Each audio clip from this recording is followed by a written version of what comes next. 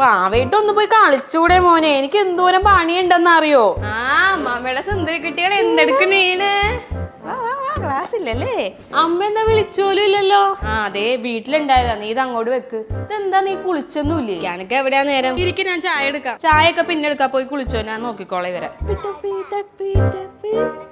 കണ്ടില്ല പോണ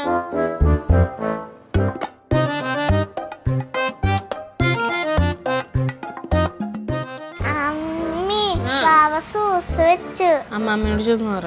അമ്മമ്മ അവിടെ എന്തോ പണിയില്ല. കൊഴപ്പില്ല, നീ ഇപ്പൊ പറഞ്ഞോ. എന്നാ നീ ചായ കുടിച്ച് അമ്മ അവിടെ വെച്ചോ.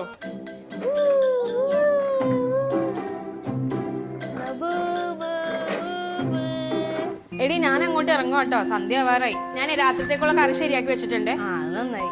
അമ്മ ആക്കി തന്നോ? ഓ വേണ്ട, ഞാനൊരു ഒട്ടോന് പോയിക്കോളാം.